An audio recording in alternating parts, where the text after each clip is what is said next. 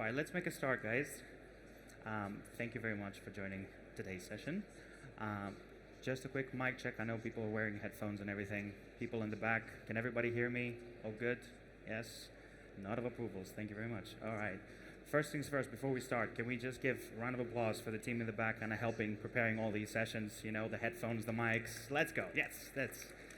Thanks to the team organizing this whole session. Everything looks great, and it's tough. There's a lot of things going on, so appreciate their help. So we are here to talk about the practical uses for AI in marketing, and I'm gonna walk because I actually have some bad news and I need to sit as well. So if you look at your agendas, you probably might see that the name of the presenter today is Rick, and I am not Rick. I am not the VP of Global Strategy at Mapp. My name is Alex.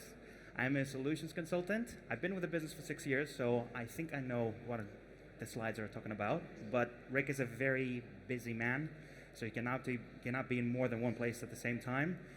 We're gonna figure it out how you can make this happen in the future probably. But we have some content that we want to show you today. I know everybody is speaking about AI anyway, so we want to show some things for you guys. So let's get straight onto it. I need to take the clicker as well. Rick actually did this presentation last week on our Insight-led event session. We do this quarterly in our offices, and we have different themes. We talk about personalization, we talk about email marketing, and we also talk about artificial intelligence. It's kind of a main thing that everybody's talking about. And we're going to cover some practical use cases for marketing. After Rick's presentation last week, there was another lovely gentleman, I think Dr. Mertens, I think his name is, and he talked even about using AI outside of the marketing bubble. And he said like things that are going to happen in the next 5 to 10 years, things are already happening right now. And it was some wild stuff, let me tell you. Like my brain was fried, like even halfway through. He talked about so many different things, like humanoids and different stuff. Like I think at some point he proposed to somebody in the audience as well. I'm not even kidding, yeah, he actually did that. And I was like, okay, like all hell's breaking loose. I was like, this is great, but today we're gonna focus on the marketing aspect and how AI comes into play. And when we're thinking of this from a marketer's point of view, we have like the efficiency and the effectiveness point of view, right? How AI can save money, how it can save my time when I'm using it on a day-to-day basis, how it can make me money, how it can help me better position the brand, the messaging that we want for our customers, how we can make this work. So there's usually kind of like these two things that you have in your mind. And this is like a mid-journey prompt that Rick built. This is the prompt if you want to actually use it. You're going to see this then in some of the other slides as well. And basically, my advice would be, especially because there's so many different things on AI, even this year or even before like this year when the whole trend started with ChatGPT, there's a lot of things happening. So what I would say is try it out, but also build your case, right? Because there is a lot of different things. Some things could help you, your business and your model. Some other ones might not. So build an ROI. How actually can this save time? How can this make money for my business? Before you just go on a spray and pray approach and just buy everything and then your team needs to juggle everything. Be like, oh, I need to use this now as well. So really carefully pick the different things. And there are going to be some that are going to be available for everyone, which is going to be for free. Some of them are going to be like subscription models, so you need to get approval to actually buy and pay for them. And some other ones are going to be based on tools that you might be already using on a day-to-day basis, and they're going to be incorporating AI features within the tools that you already have. So have a look, and even if you go to any stand today and you ask them about AI, they're probably going to have something to talk about. So listen to what they have, see how this could benefit you, and then make your case, because that's going to be important, because there's so many things out there. Honestly, you could lose your mind honestly with just the different options for different territories and the different scenarios, and we're going to cover some of these today. The most common one is ChatGPT, especially this year started, right? Anybody has used ChatGPT in their business life? There we go. A lot of raised hands, all right. Anybody has used ChatGPT in their personal life? All right, okay, it works, yeah. I have some examples, probably not PG enough, so we have kids in the crowd, so let's use a marketing example, right? Somebody in email marketing, they want to write a subject line. And in this case, again, this is Rick. He kind of used the prompt about last-minute dog-friendly getaways. So if you're in the travel industry and you want some free examples, feel free to take some photos. And when it comes to ChatGPT, think of it like you're using Google right now. If you type shoes, you're going to get a generic example. So the more specific you get, the more context you add to it, the better the result is going to be here as well. And I think, by the way, about ChatGPT, I think yesterday they may have said that it's actually going to be free, not just a paid version, and it's not just going to look back into 2021. I'm not sure if it's true. I haven't checked it out yet, but just keep an eye. Could be free for everyone, or everybody needs to pay for it. Who knows? But back to this, when it comes to the examples, if you become more specific, let's say in this case, let's say we want to look at toy poodles, specific breed. The examples and the results that you get from tools even like ChatGPT can become even better and more targeted. So when you're using these tools, make sure you add as much context as possible, give it instructions, don't be afraid, try to put as much information as possible so it can understand and give you the right examples. And this is just one case, right? The other thing that we're doing is that we're writing blog posts, and we're going to be releasing some on our website over the next few weeks and months about how AI can help in SEO, how AI can help with email marketing, and so on and so forth. And actually, if you're writing the blog post here, you can use ChatGPT to actually write the blog post for you. And I tried it.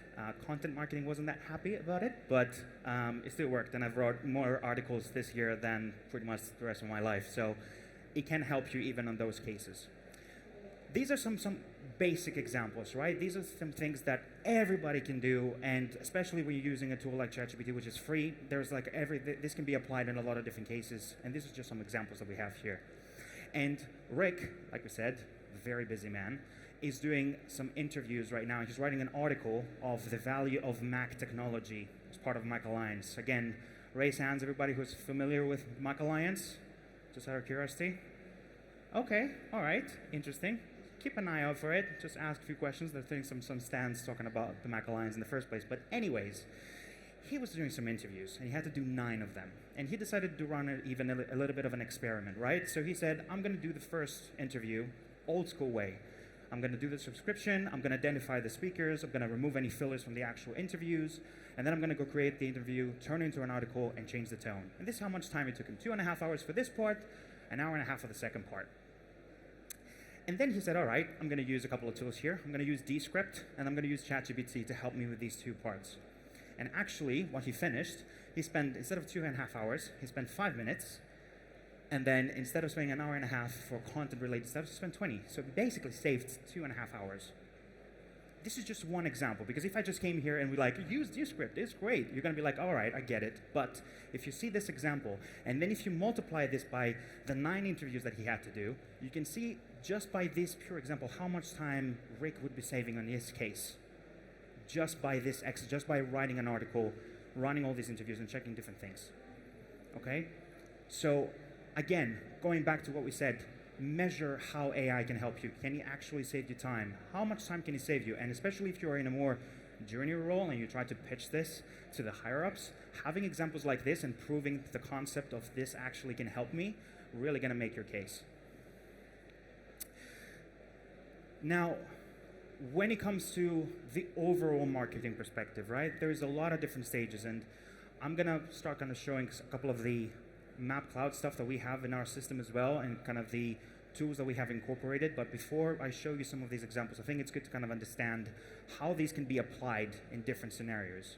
So when we started, in terms of the average marketer and the campaigns that they want to run, they will have different stages, right? It could be from identifying the initial opportunity, the campaign, the project that you want to run on. It could be something that is happening in the market. It could be your CEO or your boss telling you that you should work on this, and you'd be like, all right. And then you would have all of these other steps: analyzing, getting insights, who is going to be my target audience, who I need to reach out, what's my tone of the messaging that I'm going to be sending out, how I can make the most out of it. So you have all of these steps, and then this is like an endless circle anyways. So at the end, you would have the measuring performance aspect. So how can we make this even better?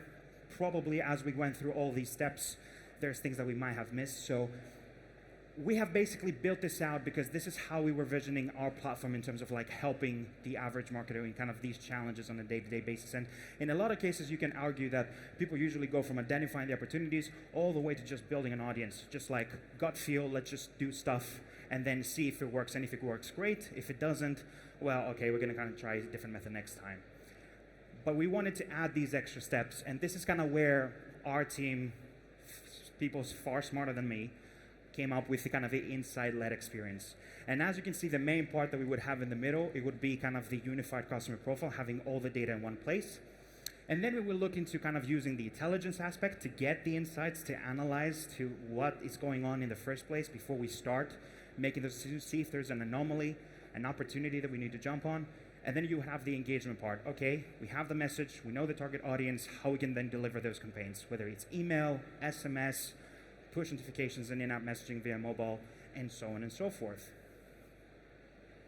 And what this allows us to do in the first place, when we originally thought this a few years ago, is that you can then discover the insights, you can figure out what is going on. This is an example that we have with Fire and Bull, for instance, and people what people are searching in terms of the different colors and the different styles. So this can help you kind of discover insights, see any trends, any patterns of what your customers are doing right now. Then you can go and build the audience, find out exactly who you want to target, and then activate it, all in the same platform. So this is what the model does when it comes to Mapp, right? And it works. We have some great examples. This is just some of the examples that we have this year with like Creed and Lloyd's Pharmacy. We've done a Forrester study, great results. It works, great. I don't want to do a full sales pitch here. But when we're looking back into all of this, the next step was, all right, we have this new thing now called AI, which has been here for a while, and we do have it in other parts. How we can then help it address it on every single stage of the marketer's phase. Not just the generative part, which is like create subject lines, which is like the lowest hanging fruit right now, but in all of the other parts, from identifying the opportunity all the way to measuring the performance afterwards. So the first one that we would have is identifying opportunities and anomalies. If you're looking at any dashboards, you can put any metric you want. It usually looks like this. Dots up and down, performance looks good, not bad. If you're checking this the past week, the past month, whatever it is, there's like a performance going on. And if you have a data scientist team or a data scientist or a data analyst and you have them in-house, they can probably do a lot of this analysis for you. So sometimes you don't even look at these dashboards, you just look at the end result and the information that they're telling you, and they say, we're spotting this anomaly, we're seeing this opportunity, you guys need to do something with this. Some of you may not have this in-house. You might have an agency, a partner, a consultancy that is doing this for you, where they're taking the data and they're starting to try to analyze it. But in a lot of cases, especially the average marketer, you don't have this luxury. And we've seen a lot of people that they don't have this luxury. And we offer the dashboards, we offer this technology. How we can make it easier, though, to people to go and find those insights. And this is where AI comes into play. Because we see this trend that is going on a daily, monthly, yearly basis, and we can start creating corridors of that performance.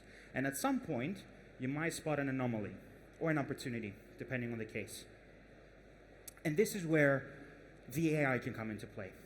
This is where the platform can find those opportunities, can find those anomalies on your behalf, let you know real time, not 4 weeks after the campaign where it's too late to do anything about it anyways, and let you know right now that there is something off.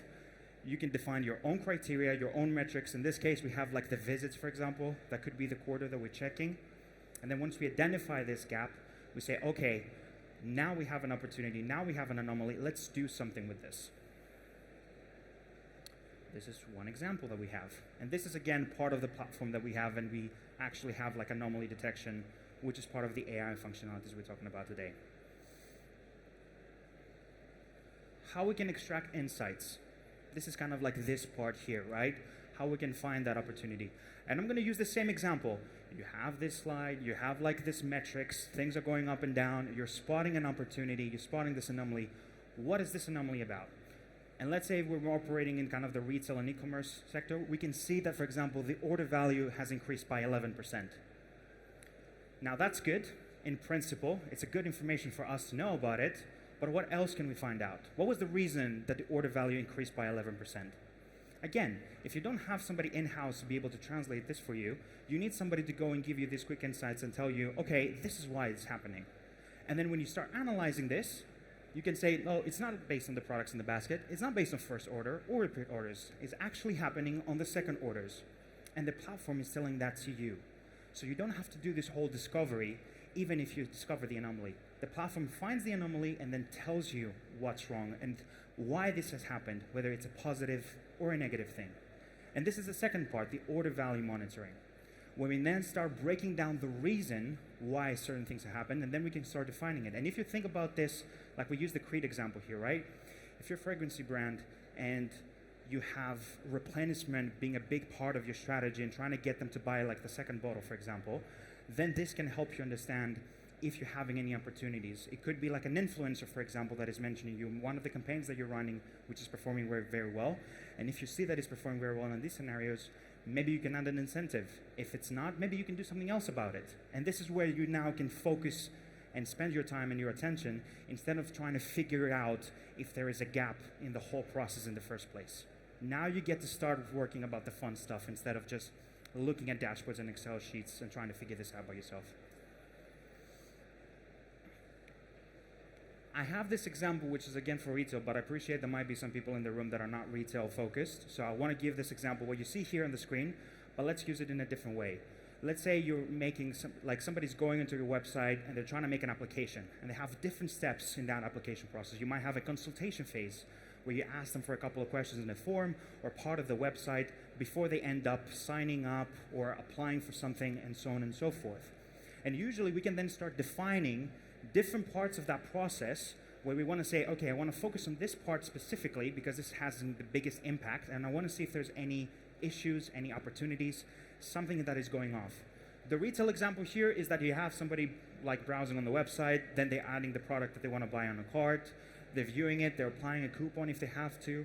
If they're a guest, they're going through the guest checkout, they register, and so on and so forth. But then you can have a process monitoring for a specific part here and see if there's exchange.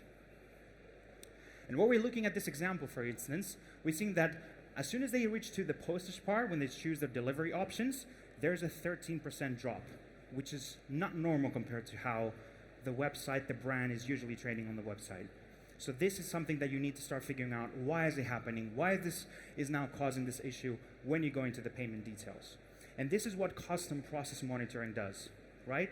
You can have different steps, different website goals, different goals within your app, for example, right? Where you're trying to get your customers to follow certain steps. And if you see that people are dropping on these steps for whatever reason, then you can start kind of analyzing and changing that. If you have a consultation process and you have like 50 questions, and on question 48, you can see people dropping out, you can then maybe change that question. Instead of having it as an open-ended one, make it a closed-ended, like a multiple choice, or like a drop-down instead, or something like that. Or in this case, if you have picked a new delivery provider and you can see that this has a drop, maybe there is a problem in the process when you're performing this checkout that is creating this issue. And again, the platform is here to tell you when there's this anomaly, when there's this problem happening in that process, and then you can start figuring out what you need to do about it. And it tells you as soon as you spot it, not 4 or 5 weeks afterwards. Identifying and building audiences. Now, this is more in the part of, okay, we found the insights, now we're trying to build our audience. And in a lot of cases, you might have segments and audiences that are working very well, right? And again, you can use different metrics. In this case, I have like the conversion rate and I have the average order value. So you have these two averages and you can start seeing basically different segments of customers and how they're behaving in terms of that part. And you could have some that are going on to kind of like the upper right-hand side, like the high-performing ones. And you can start figuring out why are these performing so well. And the way that you can then go and use it could be for retargeting purposes. It could be for suppression purposes. You can find lookalike audiences like them. And this is basically what the segmentation does. It finds segments of customers. It tries to find out which ones are performing the best. It can give you reasons. You can define what is performing best in your own case, so you can change the metrics and dimensions in that case. And then you can go and say, okay, based on this criteria, let me find the highest performing segment and let me use that for a lookalike audience that I can perform afterwards. So then the platform, instead of you trying to look at the numbers and see which one performs the best, the platform does that for you. And this is how AI can then help us. Instead of us measuring that success, you have your KPIs, you define those, and then it brings you the results so you can then use them in other parts of your strategy. Creating content. This is kind of a part that we mentioned in the beginning as well with like ChatGPT and so on and so forth. And if you think about it, you would have your email with your cute brand logo and your cute look hero images and your text and blah, blah, blah, and all that kind of stuff. And if you remember, like, probably like 5 years ago, like 2 years ago, if you were speaking to any kind of email marketing provider and you would ask them, hey, can you automate my emails? Everybody would be like, yes, of course, we can automate the whole thing. You just kind of build the campaign and we can just automate that and send it every time somebody completes an action. Easy peasy, we can all do that. But if you ask them at that point is, can you actually write the email and the content and just build the whole thing yourselves instead of us having to build that for you? They'd be like, no way. Like, are you not gonna do anything? And now, by using things like ChatGPT, by using kind of this technology, you can have areas where you can have new copy, translations, improvement in the copy that you have already written. You can go and select the tone, change subject, say I want to have a more playful tone for my audience. I want to choose my audience depending on kind of if you're addressing a B2B segment or a B2C segment, for example. And this is now where we have brought ChatGPT into our own system. So when you're building messages, whether you have already figured out what you want to say and you just want AI to kind of make some suggestions and improvements, or whether you're just going blank and you say, look, it's Friday, just build something for me and then I'll evaluate it, the platform is there to do it for you. AI is there to kind of do that part, so then you don't have to spend so much time building those campaigns and then instead invest your time worrying about results, other opportunities, and other more useful things that you can work on essentially.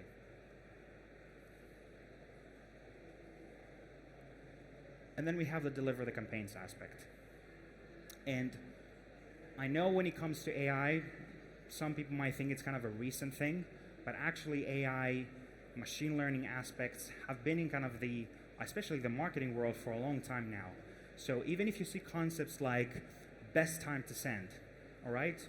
For people that might not know this, let's say you're sending an email out, right? And we have this example there, we have Jessica. So Jessica might be a morning person. She always opens her emails first thing in the morning.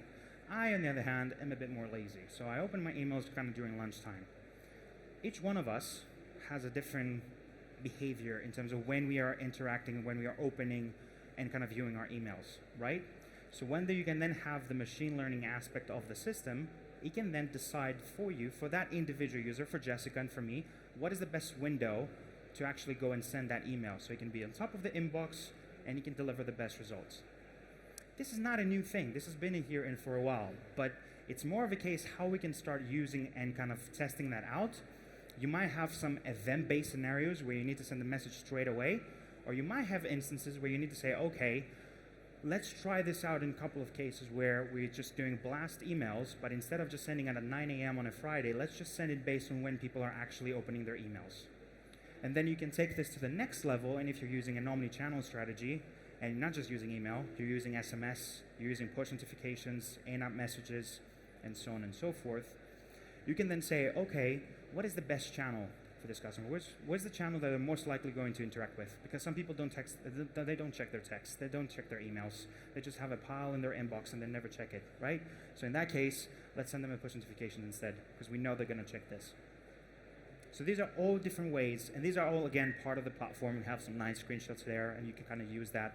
So these are different ways where you can start using the machine learning aspect, which is, again, driven by AI, and it's already available, and it's in the market, and it's something that I encourage people to start, like, playing around with. Like most of the platforms, ask even providers that you might have right now where you're sending emails and see if they have kind of these functionalities, and they should have, because it's been there for a while. It's not groundbreaking, but it still powers by AI, and it's a practical and easy thing that can help you even boost your open and your click rates if you're looking from a marketing, like an email marketing perspective. Next one, optimizing effectiveness. And I'm going to take a quick water break because I've been blabbing for a bit, sorry. Right. Optimizing effectiveness. You have a pool of customers, right? And these customers are transacting, they're interacting with your brand in different ways. And all of these, they have different profiles, and you can start making different predictions about their future behavior. People have patterns. And we kind of see this again, I'm going to use the Creed example, where they have replenishment journeys, right? And everybody could be using kind of their own fragrance in a different way. I might be spraying myself all day and using like half the bottle, where somebody else might use it a bit more carefully, like once a day. So even our consumption behavior could be different. And then this can then be replicated for other cases, like if you're very likely to churn, if your next order is going to have a low value, because usually kind of in Black Friday, you're a bit more reluctant to spend compared to other ones. So in this case, let's use a different tactic for you. So you can see in your audience pool, you could have a lot of these different predictions and scenarios. Medium to long-term customer lifetime value. You can have low next order value. You can have a high conversion probability. These are all different segments that they can help you, and you can use them in a different way. And then apart from just looking at that number and saying, okay, these are the main, how many people we have where the next order value is going to be low, how can I actually use this now and then activate it for different channels? Can I go and send them a campaign? Can I use it for like bidding tactics, for example? So these are kind of some of the examples that we have here, and I'm basically like, I'm going to wrap it up essentially. Different tactics, different ways. Like I said, give it a try, test things out, and see how many of these can help you. And if you want to find out about more, if you're not sick and tired of listening to me talk, we have the stand, which is like right over there, and we can show you kind of these in a demo environment as well, so you can see them live. Thank you very much. Thank you.